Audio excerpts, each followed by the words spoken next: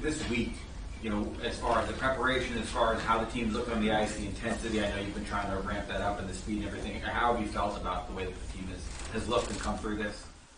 Good. I mean, I think it accomplishes things where, not speaking about Adam, but players get banged up, bumped up, from wherever, even in practice. I think it just gives them a minute to let their bodies heal and get rest. I think that's important inside of demanding a lot on how you play, to make sure that you have the adequate rest in order to do that. So that was good. We had 3 good practices. They were good. Sometimes it slows down a little bit because you're trying to put in some systematical stuff or things that you might be doing against your opponent. But there's other times too where it's about us. It's about the speed. It's about the pace. It's about the competitiveness. It's about the touches with the puck. And so there's a lot of things that go into it. But similar to prior to the first round, I thought that we tried to make the most of the 3 days and get ourselves ready for game 1. How would you assess Paramount?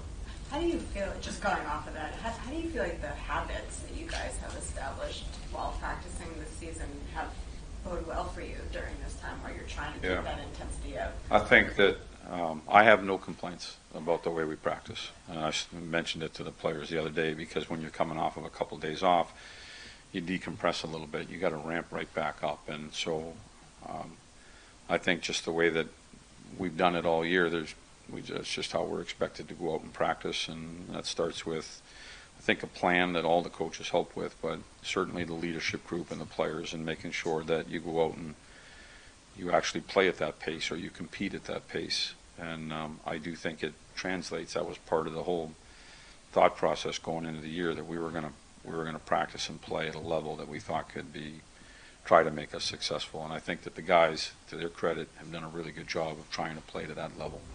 Peter, what's your impression of the way Gensel has assimilated pretty quickly to Carolina, and how much of a linchpin do you see him?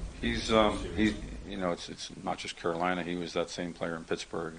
He's not doing anything different now that he wasn't doing in Pittsburgh. He's a high-end player. He finds areas. He finds ice. He's got a way of contributing offensively that's made him a top offensive player on any team that he's been on. And so it's just, all he did was change the color of his jersey. You touched on, going back to when you started this, right? And you just said, the way you practice and all that. The level of professionalism that you've seen from this team, what did you know about? What did you expect from this group? And not even maybe just professionalism, but honesty and how they are playing within their teams as real teams.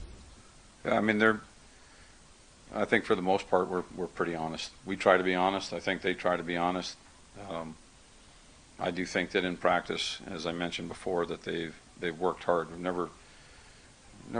I think maybe I stopped practice once, but it wasn't because we were real bad. It's because something was going to happen the next day, and we needed to just change a little bit of what we were doing.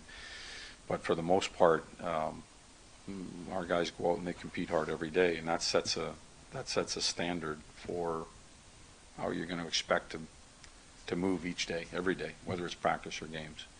And so, like I said, a credit to them, and I said this to them the other day, a credit to them. They've bought into that, and they work hard every day. Is that normal for you, that you can go through a season without stopping practice, or do you typically have a few of those through the course? There's always some. Listen, there's been meetings in there where we haven't played well. I mean, I've been honest about that too, and my honesty goes right back to them inside of a meeting.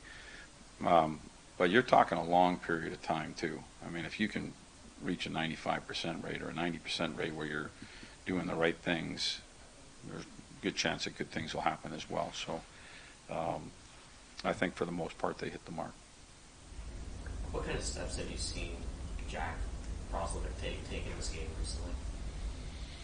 He was excellent in the first round. I mean, the speed that he's playing the game, the puck on his stick, his ability to shift and create, especially with the 2 players he's playing with, has been very good. It's been very noticeable in the first round. So that's over with, and all of us have to reset. But I do think that he's come here and he's provided what we were looking for. You've talked really throughout the season about the professionalism, about how the team prepares. Do you think the team's collective mindset is one of its greatest biggest assets? Our collective mindset about how we practice, how we play. I think you wake up in the morning and you have a mindset on how you're going to attack the day, and there's multiple roads that you can go down. And some of them are good, some of them are not so good. I think that for the most part, they've come to the rink every day and they've worked hard. I do think that's a mindset, and I do think it's a strength of a team when you can get that. Do you think it's a particular strength of this team? I do.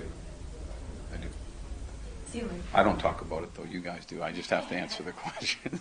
I'm not trying to make stories here, so. It seemed like